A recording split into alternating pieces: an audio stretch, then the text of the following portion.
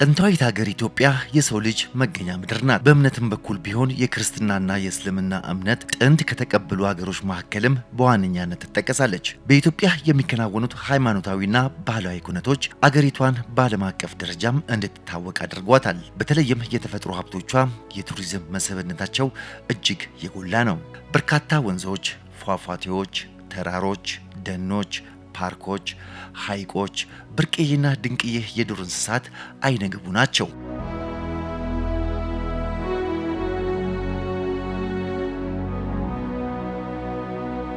የቱሪዝም ዘርፍ በዓለም አቀፍ ደረጃ ለኢኮኖሚ እድገት ከፍተኛ ሚና እንደሚጫወት ይታወቃል። በስራ ዕድል ፈጠራ ከሚታወቁ የምጣኔ ሀብት ዘርፎችም አንዱ መሆኑም እንዲሁ።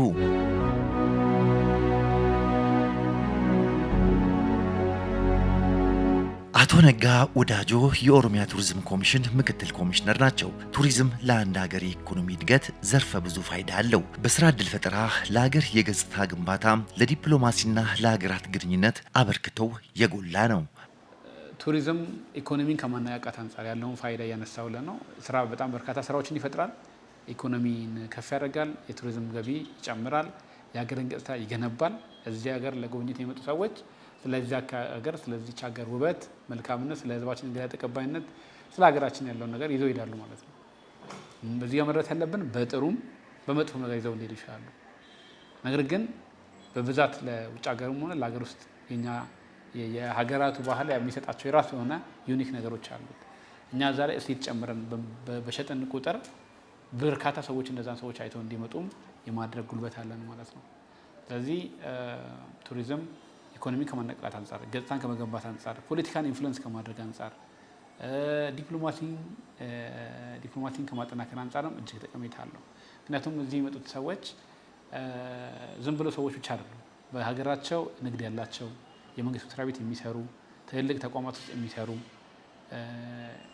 ከመሆናቸው አንጻር የሚፈጥሩት ጫና ቀላል አይደለም ብዬ ነው። ቱሪዝም የሀገር ገቢን በማሳደግ ድህነትን በመቀነስ በኩል ከፍተኛ ሚና እንዳለው መረጃዎች ያመላክታሉ። ለዚህ ሲባል ሀገሮች ለዘርፉ ከፍተኛ ትኩረት በመስጠት ያላቸውን እምቅ የቱሪዝም ሀብት በማልማት በማስተዋወቅና ለገበያ በማቅረብ ይሰራሉ። በቱሪዝም ሀብታቸው ከሚታወቁት የዓለም ሀገራት አንዷ የሆነችው ኢትዮጵያም ከቅርብ ጊዜ ወዲህ ለዘርፉ ከፍተኛ ትኩረት ሰጥታም እየሰራች መሆኗም ይታወቃል።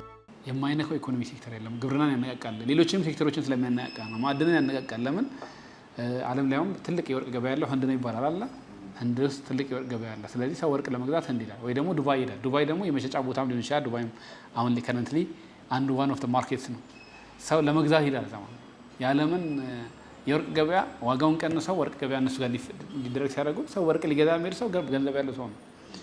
ግን ወርቅ ሊገዛ ሲሄድ ወርቅ ሊገዛ የሚሄድ ሰው ገንዘብ ይዞ ስለሚሄድ በጣም ብዙ ገንዘብ ያጠፋል ማለት ነው። ብዙ ገንዘብ ስፔንድ ያደርጋል። ስለዚህ በዛ አድቫንቴጅ ይወስዳሉ ማለት ነው ቱሪስቱን። ስለዚህ የተለያየ አይነት አፕሮች ሊጠቀሙ ይችላል። ኢትዮጵያ ያሌ ባህላዊና ታሪካዊ እንዲሁም ተፈጥሯዊ መስህቦች አሏት። የሰው ዘር መገኛ ምድር መሆኗ፣ ብሔራዊ ፓርኮቿ፣ ደማቅ ሃይማኖታዊ ስርዓቶቿ፣ የአያሌ ብሔሮች ብሔረሰቦችና ህዝቦች እናት መሆኗም የፈጠረላት ቱባ ባህል፣ የአየር ንብረቷ ምቹነት በዘርፉ እምቅ ሀብት ያላት እንድትሆንም አድርጓታል።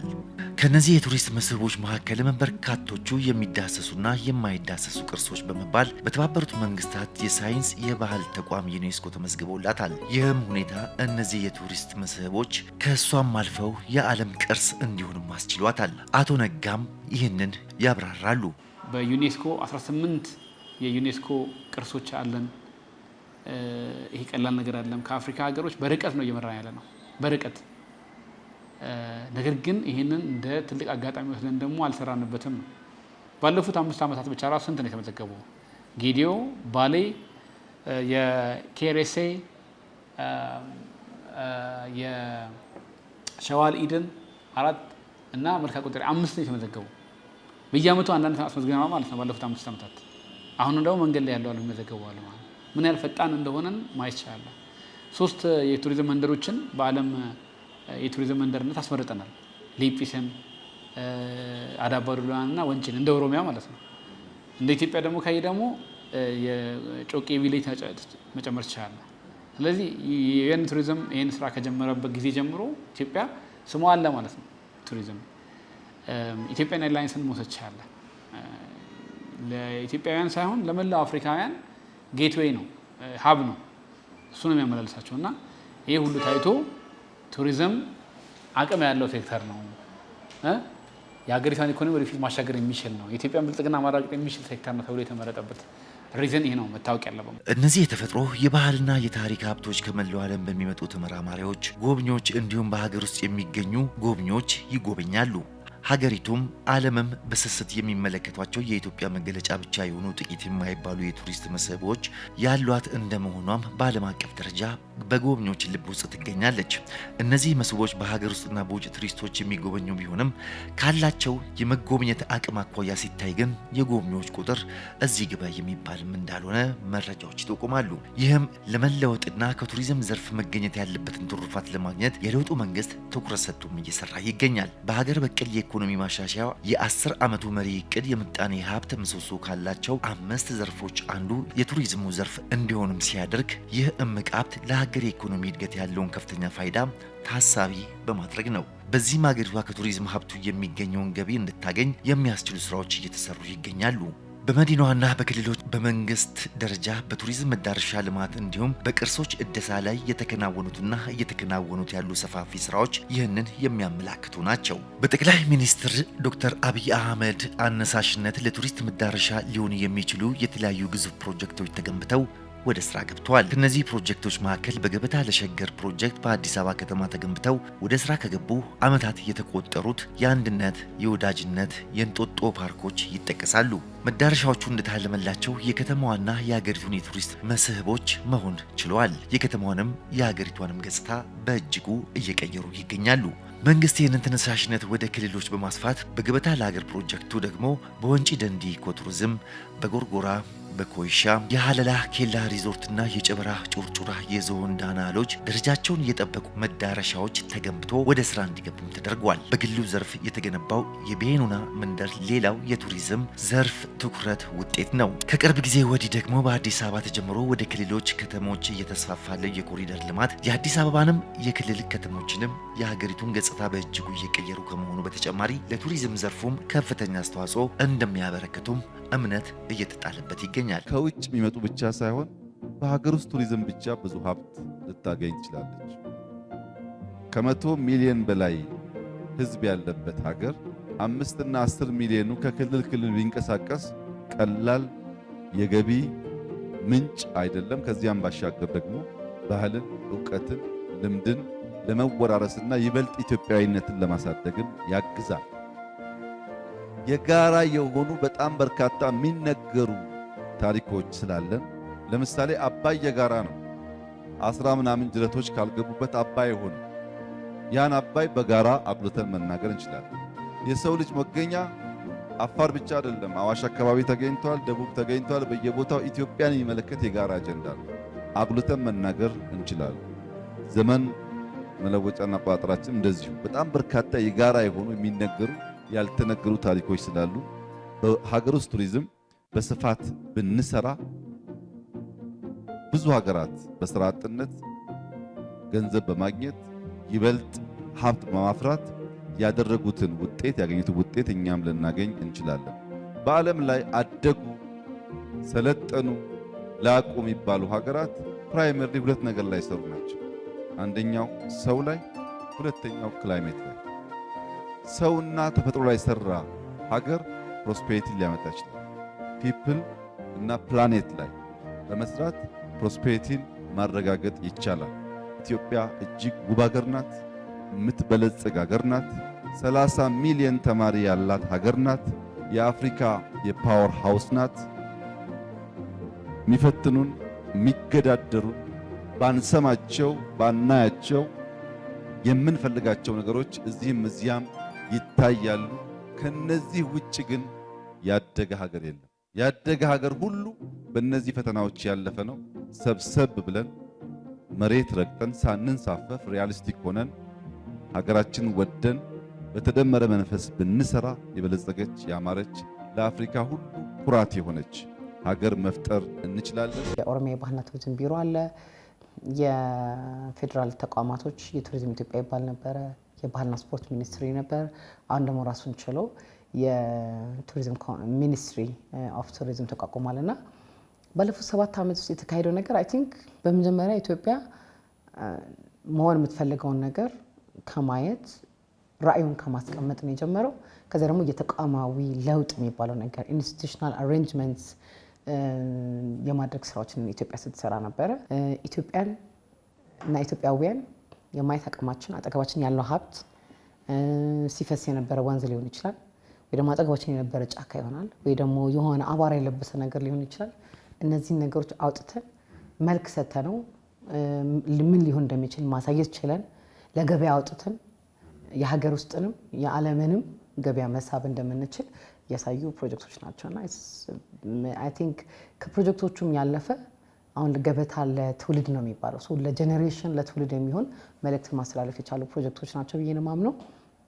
ይህን ደግሞ የምታየው አጠገብህ ያለውን ቤተ መንግስት ተቀይሮ የፓሪስ ውስጥ ያለ ፓላስ ሲመስል ካየ ወይ ቤኪንግሃም ፓላስን የሚወዳደር ስቶሪ ቴሊንግን መፍጠር ከቻልክ ወይም ደግሞ እንደ ወንጪ ያለ በጣም ውብ ስፍራ ግን ደግሞ አስቸጋሪ መልክዓ ምድርን ሰርተህ አፈር አውጥተህ ሌላ አፈር ሞልተህ ሰርተህ ለዓለም ማሳየት ከቻልክ የኢትዮጵያውያንን አቅም የገለጠ ነው ብዬ ነው የማስበው።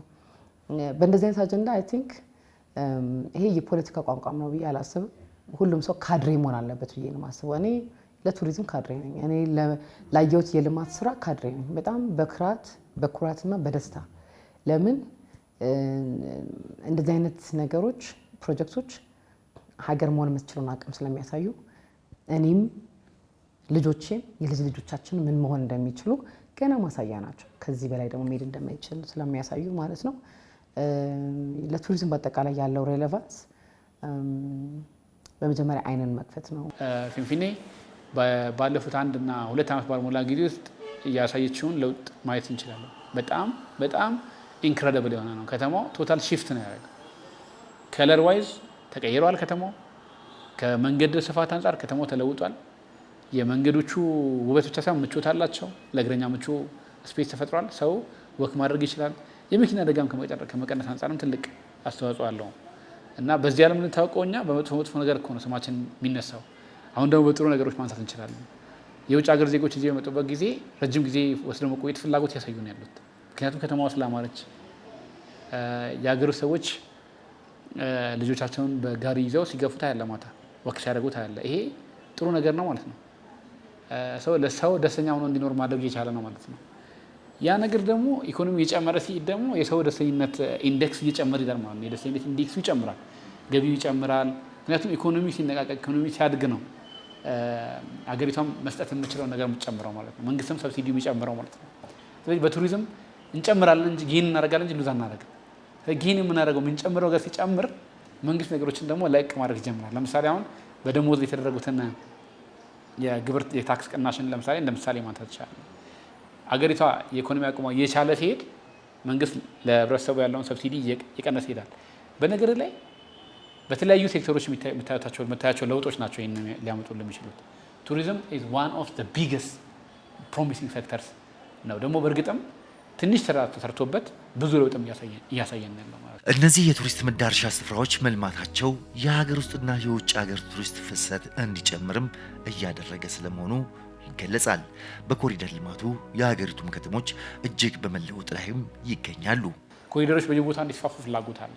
እነ ጅማ አይነት ከተሞች፣ እነ አዳማ፣ እነ ቢሾፍቱ ከተሞች፣ እነ ባህር ዳር፣ እነ ጎንደር አይነት ከተሞች፣ እነ ድሬዳዋ፣ ሀረር አይነት ከተሞች በጣም እጅግ በፈጠነ ሁኔታ እና ሐዋሳ አይነት ከተሞች በፈጠነ ሁኔታ ራሳቸውን አሳምረው እና አርባ ምንጭ አሳምረው ለቱሪስቶች ራሳቸውን የበለጠ ተሳሳቢ ለማድረግ ስራዎች እየሰሩ ነው ማለት ነው። ይሄ ሀገራዊ አስተሳሰብ ሆኗል ማለት ነው። ዛሬ አሁን ላይ ምናልባት ያሉት ፍጥነቶች ያሉት ስትረስፉል የሆኑ ነገሮች ሰውን እንትን ሊል ይችላል። ኋላ ላይ ግን የበፊቱን አሁን ረስተነዋል። ብዙዎቻችን የኮሪደር አካባቢ ላይ የነበሩትን የአዲስ አበባ የድሮ መልኮች አሁን ረስተነዋል። ከጭንቅላችን ጠፍቷል። ለምንድን ነው? ምን ያህል ማሲፍ ለውጥ እንደሆነ ስለሚያሳይ የተወሰነ ሰው የተወሰነ ቢቀር ኖሮ ምን አለ ይሄኛውን ነገር እንደዚህ ቢያሳምሩ ሰው ቢተውት ነው የሚባለው። አሁን ግን ከጫፍ እስከ ጫፍ አዲስ አበባ እየተዳረሰ ስለሆነ ከተማ በጣም በሚገርም ሁኔታ እያማረች ነው ያለች ማለት ነው። እነዚህ በሙሉ ስታይ 5 ኢኮኖሚክ ፒላሮች ተብሎ ሲለይ ዝም ብሎ ማለት እንደሆነ ታያለ ማለት የፖሊሲ ለውጥም ጭምር ነው። የአስተሳሰብ ለውጥ ነው። የስትራክቸራል ሪፎርም ነው። የፖሊሲ ሪፎርም ነው። ኦኬ ስትራክቸርም ሲቀየር ሚኒስትሪ ኦፍ ቱሪዝም ሚኒስትሪ ሆኖ ሲቋቋም ለመጀመሪያ ጊዜ ወይ ደግሞ ፖሊሲዎች ሲቀየሩ ፖሊሲ ሽፍት ሲያደርግ ስትራቴጂ ሽፍት ሲያደርግ ለውጡን ታያለ ማለት ነው። ከላይ ከፕራይም ሚኒስትሩ ጀምሮ ስታች ያለው አመራር ወጥቶ ሲሰራ ታያለ።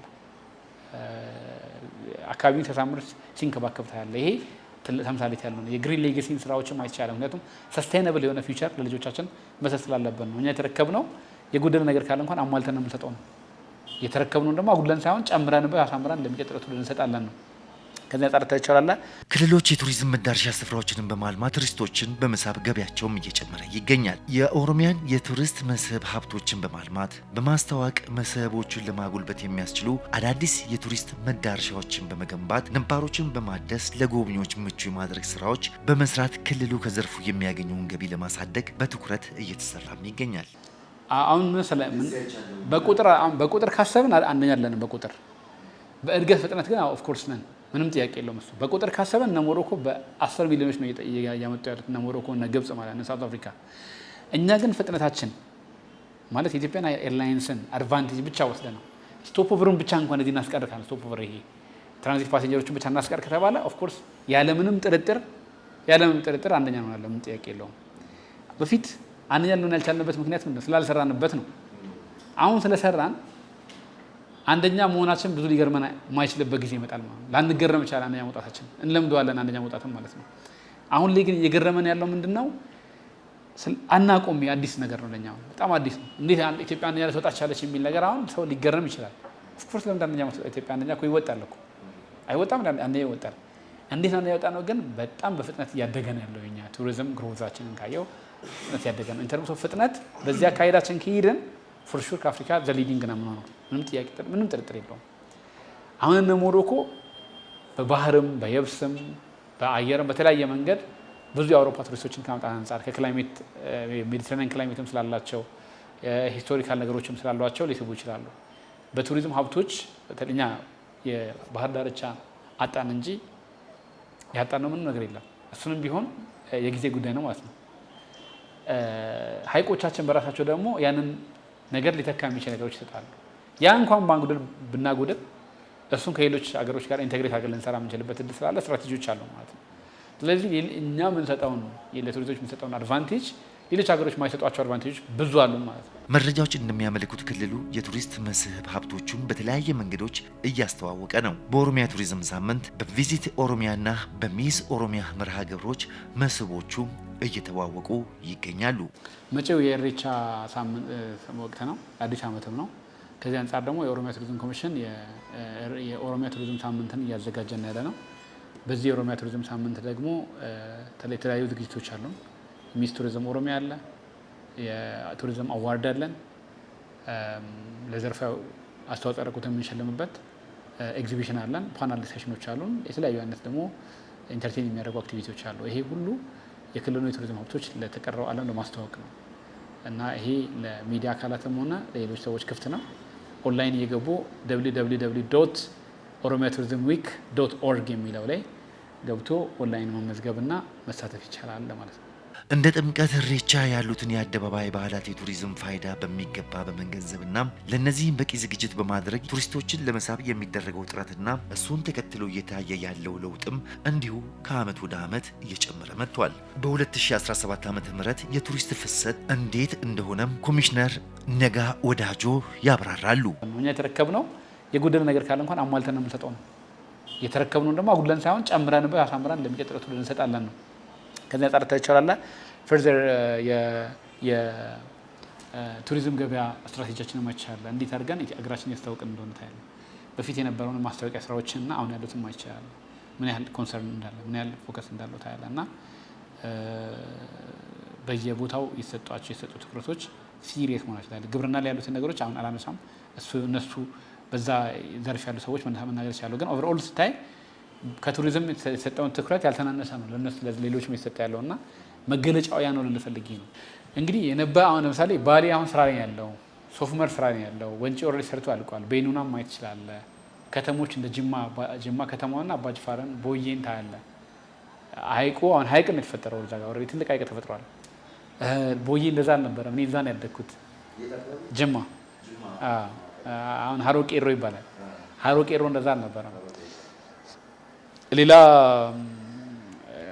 ከተሞች ልጆች እንደነ ባቱ አይነት ከተሞች ሀይቅ ዳርቻዎቹ እንደዛ አልነበሩም እኮ። የባቱ ሀይቅ ዳርቻ እንደዚህ አልነበረም። ደንበል ሀይቅ ዳርቻ እንደዚህ አልነበረም። ሆቴሎች በዚህ ቸጸግሬ የተሰሩት ሆቴሎች ብዛት ያላቸው ደረጃቸውን የጠበቁ ሆቴሎች አሉ እና የፕራይቬት ኢንቨስትመንቱ በትልቅ ደረጃ ተፍቷል። እንደ ሀገር ደግሞ የሰራሉትን የገበታ ለሀገር፣ ገበታ ለሸገር፣ ገበታ ለትውልድ ስራዎችን እንዳለ ብታያቸው በታሪክ ታይቶ በማይታወቅ ሁኔታ ነው የሰራው። ይሄ በመንግስት ደረጃ ካሰብከው አቅራቢያችን ያለው በቱሪዝም የምናውቃቸው እንደነ ኬንያ እና ታንዛኒያ እኮ አልሰሩም። ይሄን እኔ አውቃቸዋለሁ። ትንም ታንዛኒያ ሄጃለሁ፣ ኬንያ ሄጃለሁ። እንደዚህ አልሰሩም። መንግስታቸው እንደዚህ ያለ የሚሰራው የብዙ አመት ስራ ውጤት ነው እንጂ እነሱ የአንድና የሁለት አመት አይደለም። ግን ይሄ የኢትዮጵያ እየሄደችበት ያለችበት አካሄድ ፍጥነቱ ከአካባቢ አይደለም ከሌሎች ሀገራትም በጣም ግሎባሊ ተወዳዳሪ እንድትሆን የሚያደርጋት ነው። በቁጥር ካሰብን አንደኛ አይደለንም በቁጥር በእድገት ፍጥነት ግን ኦፍ ኮርስ ነን፣ ምንም ጥያቄ የለውም። እሱ በቁጥር ካሰብን እነ ሞሮኮ በ10 ሚሊዮኖች ነው እያመጡ ያሉት እነ ሞሮኮ እና ግብጽ ማለት ነው፣ ሳውት አፍሪካ። እኛ ግን ፍጥነታችን ማለት የኢትዮጵያን ኤርላይንስን አድቫንቴጅ ብቻ ወስደ ነው ስቶፕ ኦቨሩን ብቻ እንኳን እዚህ እናስቀር ካለ ስቶፕ ኦቨር ይሄ ትራንዚት ፓሴንጀሮችን ብቻ እናስቀር ከተባለ ኦፍ ኮርስ ያለምንም ጥርጥር አንደኛ ነው ያለው፣ ምንም ጥያቄ የለውም። በፊት አንደኛ ልንሆን ያልቻልንበት ምክንያት ምንድነው? ስላልሰራንበት ነው። አሁን ስለሰራን አንደኛ መሆናችን ብዙ ሊገርመን የማይችልበት ጊዜ ይመጣል ማለት ነው። ላንገረም ይችላል አንደኛ መውጣታችን፣ እንለምደዋለን አንደኛ መውጣትን ማለት ነው። አሁን ላይ ግን እየገረመን ያለው ምንድነው?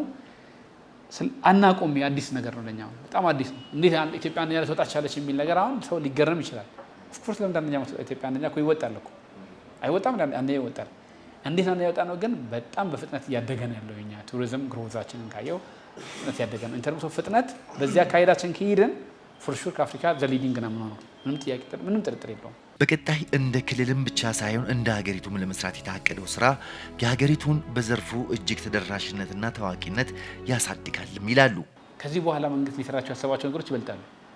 እነሱ በሚሰሩበት ጊዜ ኢትዮጵያ የዓለም የቱሪስት መዳረሻ መሆኗ ምንም ጥርጥር የለውም። ከዚህ አንጻር እንግዲህ ባለፉት ዓመታት የሰሩትን ስራዎች እያነሳማች ይችላል። ስንጀምር ከቤተ መንግስቱ ነው የጀመረው ፕራይም ሚኒስትራችን። ቤተ መንግስት እሱ ከሚሰራበት ቦታ ጀምሮ በፊት ለማለፍ የማችልበትን ቦታ አሁን ደግሞ በአጠገቡ ስታርፍ የምትሳቅበትን ቦታ በትንሽ ብር ከፍላ እንደገባ እና ሂስትሪ እንድታውቀው ካረገ ዘንድ የራሱን ታሪክ ሰው ካወቀ ለሌሎች መናገር ይችላል ማለት ነው። ስለዚህ ከዛን ሸገርን አካባቢ ከዛን እንጦጦን ጨምሮ እየሰፋ ሄዶ ወንጪን እነ ጎርጎራና ኮይሻን እነ ሀላላ ኬላን ይዞ ከዛን በመላው የኢትዮጵያ ክልሎች ቢያንስ አንድ የቱሪዝም መዳረሻ በክቡር ጠቅላይ ሚኒስትራችን መጽሐፍ ሽያጭ ከሚገኝ ገቢ እንዲሰራ ታደርገዋል ማለት ነው። ይሄ ክልሎች ራሳቸውን ችለው ከሚያደርጉት ውጪ ማለት ኤክስትራ ነው የሚሄደው። ወጣት ደሳለኝ ኡፌራ በልጅነት ጀምሮ የአካባቢውን ባህላዊና የተፈጥሮ ሀብቶችን ሲያደንቅ አድጓል። አሁን ደግሞ በራሱ ተነሳሽነት ክልሉንና አገሩን በማስተዋወቅ በኩል እየሰራ እንደሆነ ነግሮናል። ጃራ ትራቨለርስን አቋቁሟል። ወደዚህ ስራ እንዴት እንደገባም ጠየቁት። እስኪ ከራሱ አንደበት እንስማው። ደሳለኝ ኡፌራ እባላለሁ። ጃራ ትራቨለርስ ስራ አስኪያጅ። ጃራ ትራቨለርስ ከተመሰረተ 2 ዓመት አልፎታል። የምንሰራው ደግሞ ቱሪዝም ላይ ነው። ሞር ደግሞ ካልቸራል የሆኑ ቱሪዝም አንዱ ስራችን ነው። ይሄ ካልቸርን ፕሮሞት ማድረግ፣ ቱሪዝምን ፕሮሞት ማድረግ። በተለይ ደግሞ ሞር ፎከስ አድርገን የምንሰራው ኦሮሚያ ላይ ነው። ያው ሌሎች ቦታዎች ላይ እንሄዳለን፣ ነገር ግን ፎከስ አድርገን ይበልጥ የምንሰራው ኦሮሚያ ላይ ነው። ስለዚህ የኦሮሚያ የቱሪዝም መዳረሻ ቦታዎችን እየዞርን ማስተዋወቅ ነው ማለት ነው። ይሄን ነው የተመሰረትንበትም አላማ ይሄን ነው። ወደዚህ ስራ የገባሁት ምናልባት ሕፃንም እያለሁ ጀምሮ ከቤተሰቦቼ ጋር የሚደረጉ ኦሮሚያ ውስጥ የሚደረጉ ፕሮግራሞች ላይ የመገኘት እድሎች ነበሩ። ለምሳሌ በቤተሰብ ደረጃ የገዳ ስርዓት ሲከበር ክፍለ ሀገር የሄድኩኝ ከነሱ ጋር እታደም ነበረ። ኢሬቻ ልጅ ሆነን ኢሬቻ ስንሄድ እኔ ህፃን ሆኜ ነበር ኢሬቻ የምንሄደው ቢሾፍቱ ማለት ነው፣ እዚህ ሳይጀመር በፊት። ስለዚህ እዛ የምንሄድ ነበር። ነገር ግን እነዛ የምንሄድባቸው ቦታዎች ላይ ብዙ ጊዜ ስርዓቱ አለ፣ ክንውኑ አለ፣ ፕሮግራሙ አለ። ነገር ግን ብዙ ሲወጣ አናየውም፣ በሚዲያ ብዙ ሲነገርለት አናየውም፣ በመጽሐፍ ደረጃ ተጽፎ ብዙ አናየውም። ስለዚህ ከፍ እያልኩኝ በመጣው ስመጣ ወይ ደግሞ ትንሽ ራሴን ሳቅ ለምንድን ነው ፕሮሞት የማይደረጉት ለምንድነው የማይተዋወቁት? ለምንድነው ሰው የማያውቃቸው የሚል ነገር ይሰማኝ ነበር። ስለዚህ በግሌ እየዞርኩኝ ትንሽ ጊዜ ሳገኝ ትንሽ ሳንቲም ሳገኝ ስራ እየሰራው እንደዚህ አይነት ቦታዎች ላይ እየዞርኩኝ መጻፍ ጀመርኩ። ጽፋለሁ ስለነዛ ፕሮግራሞች ማለት ነው። ከዛ ሰዎች ይወዱታል። አንደኛ ብዙዎቹ እንደዚህ አይነት ነገር በጽሁፍ ደረጃ የሉም። ስለዚህ ሰዎች እየወደዱት መጡ። ብዙ ጊዜ የሆነ ቦታ ሲሄድ ሰዎች ለምን አብረን አንሄድም ማለት ጀመረ ማለት ነው። በፊት ብቻዬን ነበር የምዞረው። ከ9 ዓመት በላይ ብቻዬን እየዞርኩኝ እንደዚህ አይነት ቦታዎች ላይ ያው በትርፍ ጊዜ ማለት ነው ሲመቸኝ ሳንቲም እና ጊዜ ሲኖረኝ እየሄድኩኝ እጽፍ ነበር። ቪዲዮስ እየሰራው ለቅ ነበር። ከዛ ኦኬ ለምን አንሄድም የሚል ነገር መጣና እንዲህ ከ2-3 እየሆንን መሄድ ጀመርን ማለት ነው። እሱ ደግሞ እያደገ መጣና ከዛሬ ከ2 ዓመት በፊት ጃራ ትራቨለርስ የሚል ቲም ሆነ ማለት ነው። ከዛ ደግሞ አሁን ላይ በቲም ደረጃ እንደዚህ አይነት ቦታዎችን እየዞርን እየጎመኘን እንዳለን በግሌ የሚሄድባቸው ቦታዎች እንዳሉ ሆኖ ከጓደኞቼ ጋር ሁሉም ጓደኞቼ ናቸው ማለት ይቻላል። ስለዚህ ከእነሱ ጋር እየዞርን ኦሮሚያን ማስተዋወቅ ጀመርን ማለት ነው። በእነዚህ አይነት ሁኔታ ነው የተፈጠረው። ስለዚህ ልጅ ሆኜ የማያቸው የሚሄድባቸው ቦታዎች እና ለምንድን ነው የማይታወቁት እነዚህ ቦታዎች? ኦልሬዲ ካለ ፕሮግራሙ ካለ ኢቨንቱ ካለ ለምንድን ነው ፕሮሞት የማይደረጉት የሚል ቁጭትም ይመስለኛል ወደዚህ አይነት ስራ ውስጥ ያስገባኝ። ለዛሬው ያዘጋጀነውን በዚሁ አበቃን። በቀጣይ በሌላ ዝግጅት እንቀርባለን። ሰላም።